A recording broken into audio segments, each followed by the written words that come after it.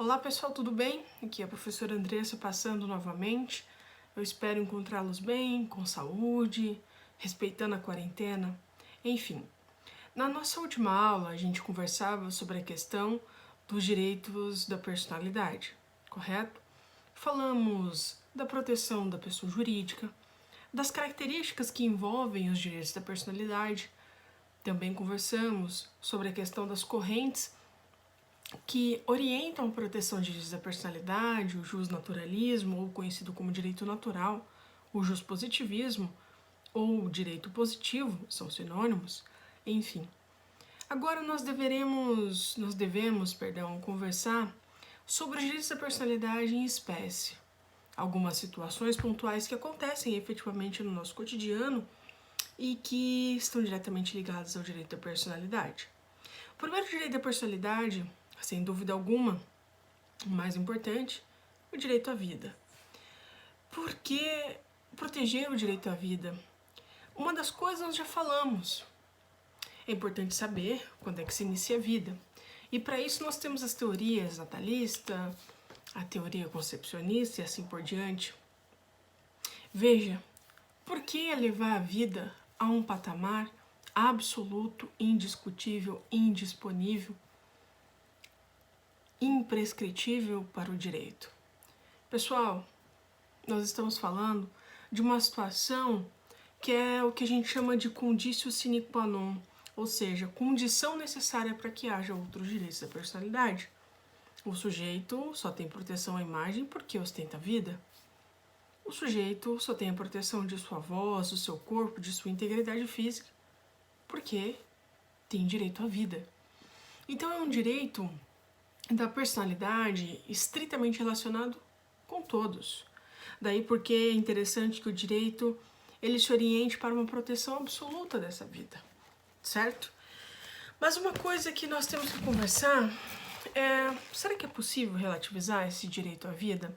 Será que em algumas circunstâncias é possível pensar em alguma situação que o direito simplesmente fale bem? Nesse caso, creio que seja possível.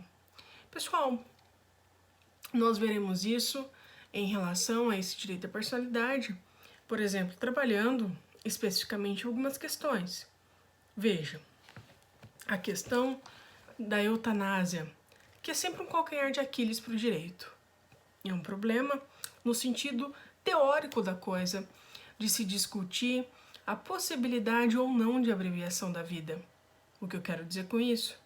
Será que, eventualmente, eu posso abrir mão dessa vida? Será que ela é disponível?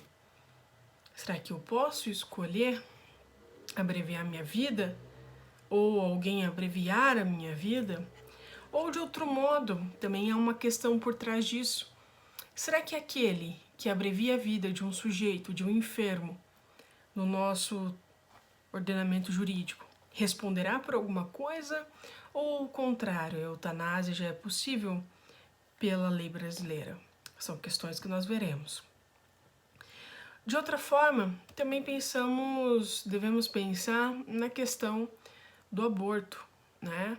O aborto é punido em território nacional, não é possível realizar o aborto, mas há algumas situações em que o próprio legislador admite que seja realizado o aborto. Então nós veremos em que situações são essas, né? Será que é possível ampliar essas hipóteses? Ou, de outro modo, isso encontraria uma certa resistência do ponto de vista da fundamentação teórica? Também são assuntos para serem debatidos. De outra forma, o outro direito da personalidade, o direito à integridade física, que é o chamado corpo íntegro. Eu não posso simplesmente dispor de partes do meu corpo por aí. O seu corpo precisa ser protegido. Bem, diretamente relacionado a essa integridade, que significa saúde mesmo do seu corpo, há um assunto interessante de se conversar, que é o chamado consentimento informado do paciente médico. O que eu quero dizer com isso? Será que o paciente, ele participa dessa decisão com o médico de qual procedimento se adotar, de qual procedimento será mais adequado ou não. Ou de outra forma, será que o médico sempre intervirá no corpo alheio, sem explicar nada, sem dizer quais são as possíveis consequências, quais são os métodos utilizados ou as viabilidades para que o paciente escolha, ou o contrário, o médico já vai impor à força o que bem entender ou o que achar melhor. Também é outro assunto diretamente relacionado ao direito da personalidade, que é o consentimento do paciente. Será que o paciente tem alguma autonomia decisiva? Será que ele pode, por exemplo, se recusar a um tratamento e esse tratamento vale custar a vida? Será que ele pode sacrificar esse tipo de coisa? Depois, o direito ao corpo humano. E aqui nós vamos subdividir o corpo vivo e o corpo morto.